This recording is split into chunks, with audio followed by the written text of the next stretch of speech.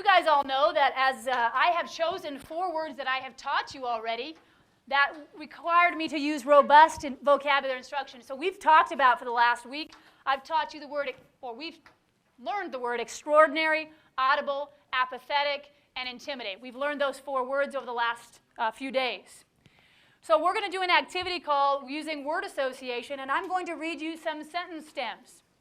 And you as a class are going to decide, you're going to tell me the word I'm thinking about. So this is going to cause a core response. I could also choose to have you use your whiteboard, but we're going to try a core response. So I'm going to say a sentence, and you're going to choose which word is appropriate in that sentence.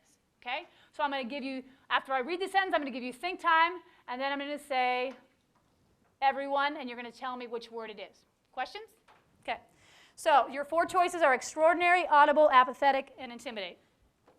When someone doesn't care about something, you may say they are blank. When someone doesn't care about something, you may say they are blank. Ready? Everyone? Apathetic. Very good. So I know. And if I have Johnny and Sally and Susie, I wouldn't do this if I hadn't taught the words. This is something to review. We all know the words, okay? One more time. A bully tries to blank other kids. Everyone? Intimidate. Excellent. So I'm going through the words. Or I can switch this strategy and I can use 2 words. See if I can make connections between 2 words, a little higher level thinking. So I'm asking you the question, and you're going to talk to your partner. We're going to have 2s go first this time. Is a person who intimidates others audible? Partner 2, you're explaining why. Partner 1, agree, disagree, and tell them why or why not. So partner 1, is a person who intimidates others audible? Tell your partner. Again, there's not a right or wrong answer. It's about explaining yourself to the partner and making sure that we have understanding that their example makes sense. So 2 ways to do that, but again, higher level thinking is taking 2 of the words, associating them together, and making a coherent thought. This could also be called a yes, no, why strategy, which is in your yellow cards. So I'm going to agree with this statement, yes, and I'm going to say why.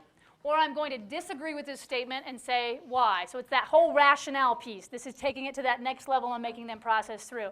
So in your yellow strategy cards, there's a yes, no, why. This would be yes, no, why specifically for vocabulary instruction.